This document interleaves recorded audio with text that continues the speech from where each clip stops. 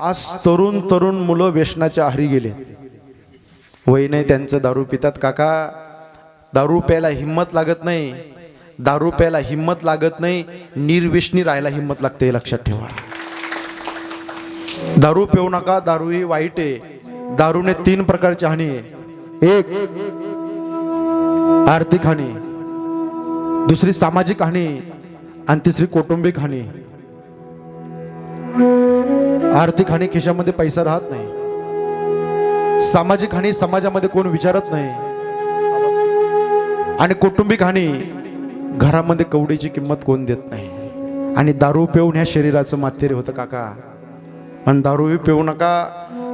35 वर्ष झाले नामसप्ताह चालू आहे, बरोबर ना महाराज निळकंठ महाराज? 35 वर्षात अनेक विद्वान कीर्तनकार या ठिकाणी आले. आवर्तन भरपूर झाले. एवढा खर्च करताना तुम्ही आवर्तन भरपूर झाले. परिवर्तन होणं काळाचा महत्वाचा मुद्दा आहे. बदल झाला पाहिजे. माझी विनंती, मायबाप, एवढा समाज या ठिकाणी गिरगावमध्ये कीर्तनाकरता उपस्थित आहे. हात जोडून पोट तिळकीने विनंती आहे, दारू पिऊ नका. दारू सोडा आणि संसार जोडा.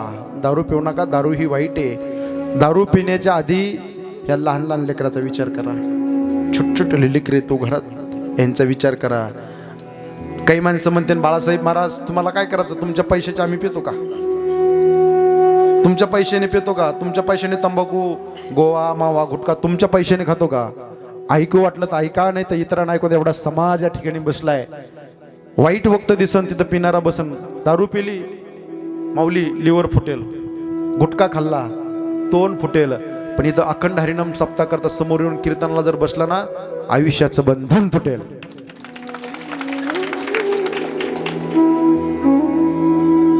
दारू पिऊ नका. दारू ही वाईट आहे. दारूने अनेक लोकांचे संसार उद्ध्वस्त झाले. माझी विनंती, मायबाप, दारू पिण्याच्या आधी छोट्या घरातल्या लेकरा बाळाचा विचार करा. ही माय माऊली, दुसऱ्याचं बाळ म्हणजे तुमची बायको तुमच्या घरी नंदायला आली. नंदायला गळात तिचा आहे पण मंगलसूत्र तुमच्या नावचं घालते. कपाळ तिचं आहे पण कुंकू टिकली तुमच्या नावची लावते. हात तिचे पण बांगडे तुमच्या नावचे घालते. अहो, आयुष्य तुमच्या संसारासोबत खांद्याला खांदा देऊन राहते. कडक ऊन पडलंय, पण एवढ्या कडक उन्हात सुद्धा माझी आई काम करते, माझी ताई काम करते. का? माझ्या मुलीचं लग्न मला करायचं, माझ्या मुलाचं शिक्षण मला करायचं.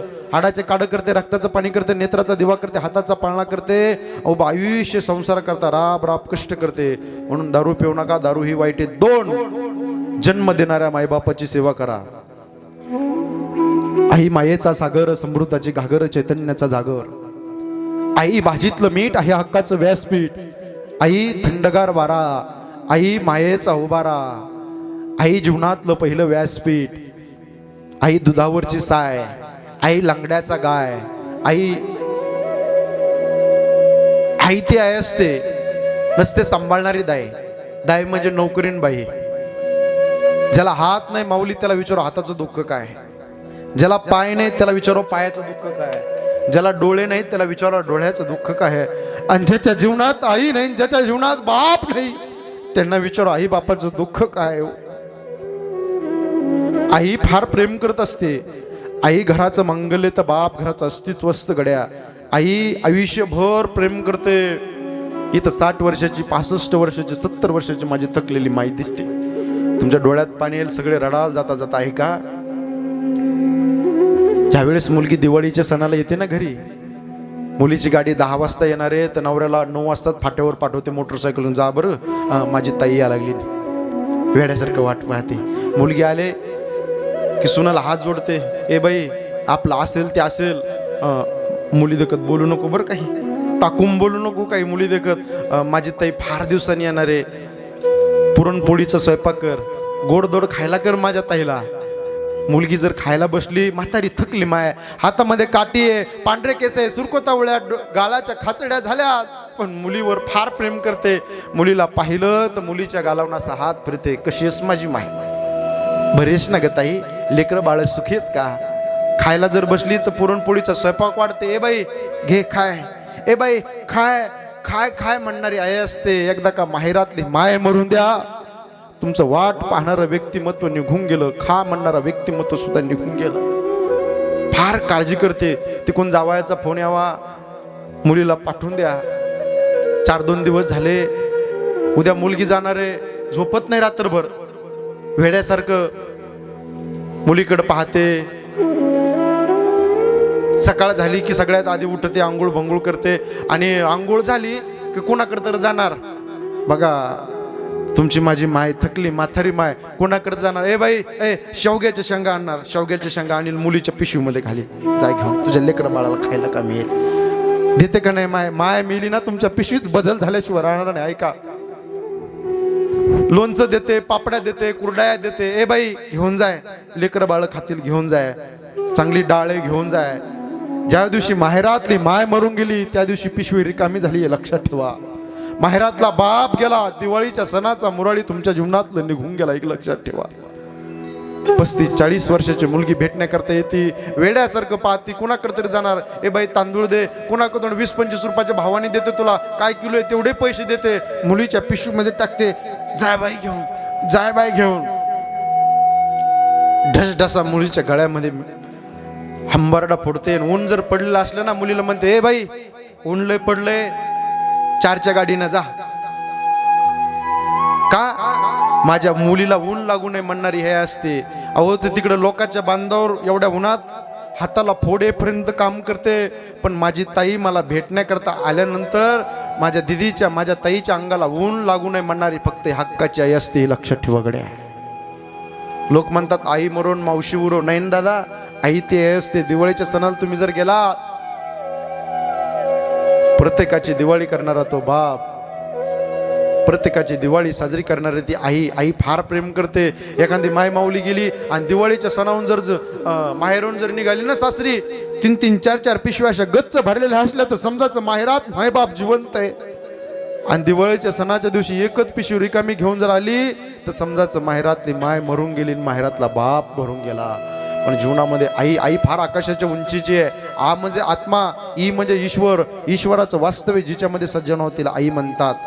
आई तर फार मोठी आहे, पण इथं बसलेला माझा बाप, शेतकरी बाप, काबड कष्ट करणारा बाप, मळक्या कपड्यामध्ये राहणारा माझा बाप, सकाळी उठल्यानंतर मारुतीच्या दर्शनाला येणारा बाप. पाहताना पोरांनो तो बघू नका बाप. बाप पाहायचा असेल रात्रीच्या 12 वाजता झोपल्यानंतर पहा.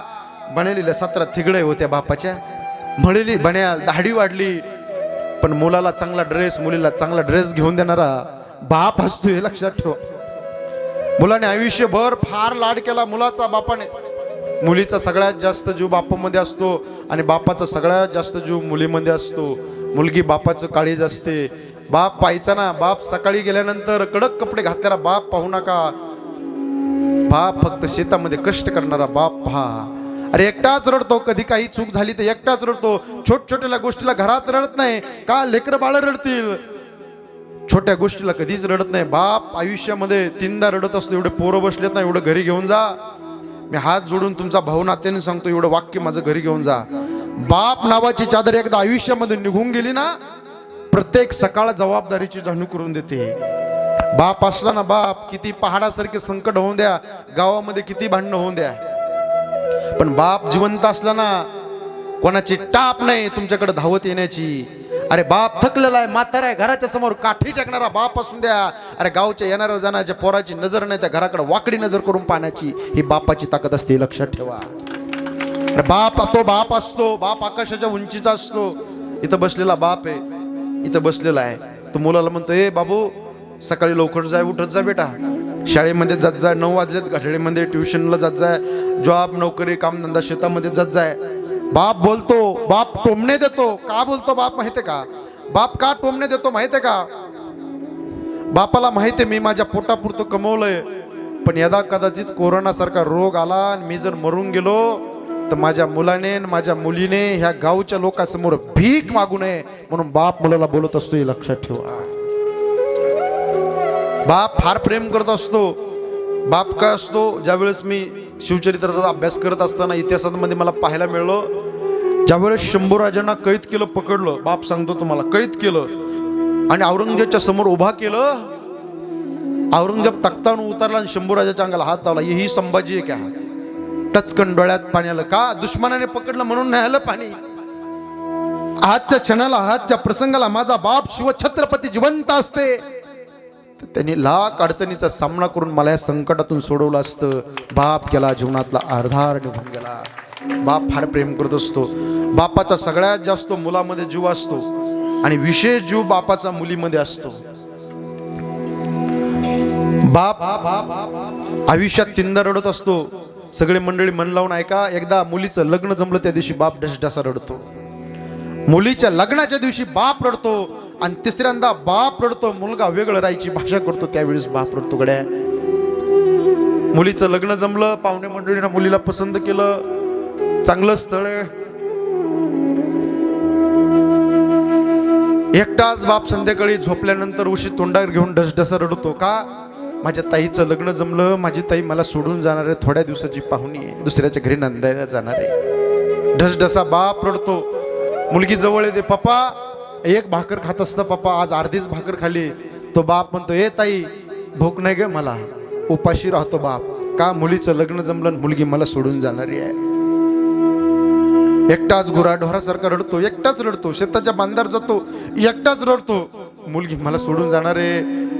एक वेळेस बायको पाणी द्यायला उशीर करीन, पण मी कामावून आलो तर मुलीनं पहिला ग्लास माझ्यापाशी दिला. पप्पा पाणी प्या, पप्पा जेवण करा. झोपल्यावर सुद्धा पाय दाबले मुलीने. आयुष्यभर पोरीनं सेवा केली. एक दिवस मुलगी चालली, ढसढसा बाप रडतो. दुसऱ्यांदा बाप रडतो. मुलीच्या लग्नाच्या दिवशी किती कठोर काळजाचा बाप असून द्या, तो बाप ढसढसा रडल्याशिवाय राहत नाही. मुलगी वाट लावताना विदाई करायच्या वेळेस अख्खं गाव रडतं, अख्खं गाव ढसढसा रडतं. मुलीच्या लग्नाच्या दिवशी तुम्ही आम्ही रडतो माऊली. यात नवल नव्हे. जनकासारखा राजा रडला सीता आई साहेबाच्या लग्नामध्ये, कण्वासारखा ऋषी रडला शकुंतलेच्या लग्नामध्ये, या रयतेचा राजा शिवछत्रपती रडले सखुबाईच्या लग्नामध्ये. अजून एक वाक्य पुढे जाऊन सांगतो, तुम्ही सगळे सुज्ञ तज्ञ आहात. माणूस रडतो काका, यात नवल नव्हे. देव रडतो, यात नवल नव्हे. राक्षस सुद्धा मुली करता ढसढसा रडतोय. बाबासाहेब महाराज, दक्ष प्रजापतीला 16 मुली होत्या. सतीने कार्टीने स्वतःच्या मनाने लग्न केलं, बापाला पसंत नाही. मुलगी ज्यावेळेस चालली ना, बापाने दरवाजा लावून घेतला. बाप घराच्या आत रडतो आणि मुलगी दारामध्ये ढसढसा हंबरडा फोडून रडते. म्हणून बापाला पसंत नाही. एवढा समाज बसलाय. माझी विनंती युट्यूब चॅनलच्या माध्यमातून महाराष्ट्रभर मी आवाहन करतो, ए दिदींनो ताईंनो, मी भाऊ या नात्याने सांगतो, शाळेमध्ये जाता आलं तर जा, नाही तर जाऊ नका. कॉलेजाला जाता आलं जा, नाही तर जाऊ नका. नोकरी जॉब करता आला करा, नाही तर करू नका. पण बसलेल्या बापाची मान या समाजामध्ये खाली होईल असं कधी पाऊल टाकू नका. अरे उभा आयुष्य तळ हाताच्या फोडाप्रमाणे त्या बापाने सांभाळ, हाडाचे काढ केले, रक्ताचं पाणी केलं, नेत्राचा दिवा केला, हाताचा पाळणा केला आणि मुलीचं संगोपन केलं. आयुष्यभर मुलीचा जन्म झाला, डोळ्याच्या समोर 2 चित्र दिसले त्या बापाचे. मुलीचं लग्न करायचं आणि मुलीचं शिक्षण पूर्ण करायचं. ढसढसा बाप रडतो. हे माझ्या खिशामध्ये पेन आहे, 10 रुपयाचा पेन आहे. हा दादा 10 रुपयाचा दाजी पेन आहे. मला जर उद्या बँकेमध्ये जर गेलो ना, मला कोणी जर पेन मागितला नाही, मी दोनदा विचार करतो हा माणूस परत देईल का नाही. मित्राने 2 व्हीलरच्या गाडीची 4 व्हीलरच्या गाडीची चाबी मागितली तर मी दोनदा विचार केला. पण बसलेला आकाशाच्या उंचीचा बाप आहे, एका क्षणात मुलीचं कन्यादान करतो. आकाशाच्या उंचीचा बाप असतो, स्वतःचं काळीच काढून दुसऱ्याच्या हातामध्ये देणारा बसलेला माझा देव माणूस बाप असतोय. लक्षात ठेवा, बाप असतो गड्या. म्हणून त्या बापाच्या जीवनामध्ये सेवा करा. बाप फार प्रेम करत असतो. आयुष्यभर त्याने हाडाचे काढा केले, रक्ताचं पाणी केलं, संसार वाढण्याकरता वेगवेगळे पात्र केले. हो, त्या आईने वेगळं पात्र केले, बापाने वेगळं पात्र केले. कधी मुलगा झाला, कधी बाप झाला, कधी चुलता झाला, कधी मामा, कधी काका. शेवटी म्हातारपणी नातवांना नातीला सांभाळणारा थकलेला माझा आजोबा झाला. आईने सुद्धा कधी सून झाली, कधी सासू झाली, कधी आत्या, कधी मावशी, कधी मामी. वेगवेगळे पात्र संसारामध्ये रंगवले. शेवटी म्हातारपणी नातवाला नातीला सांभाळणारी माझी आजी झाली. म्हणून माईबापाच्या जीवनामध्ये सेवा करा, गळ्यामध्ये पवित्र तुळशीची माळा घाला आणि आपला हा गिरगावचा कार्यक्रम चंद्र सूर्य असेपर्यंत राहो, हीच बजरंगबलीकडे हात जोडून प्रार्थना करतो आणि वाणीला पूर्ण विराम देतो. जे योग्य असेल माझे गुरुवर्य पैठण निवासी रखमाजी महाराज नवले बाबा आहे, सद्गुरू जोग महाराज वारकरी शिक्षण संस्था आळंदीचा आहे. जे अयोग्य असेल माझ्या बुद्धीचा दोष म्हणून क्षमा करा. नुनते पुरते अधिकचे सरते करुणे घ्यावे तुमचे विनवितो असे. पायाच्या प्रसादे काही बोललो विनोदे मज क्षमा करणे नव्हे संत्य अंगबोध युक्ती नव्हे हा उपदेश तुमचे बडबडले शेष तुमच्या कृपेचे पोषणे. जन्मोजन्मी तुका म्हणे तुकाराम तुकाराम तुकाराम.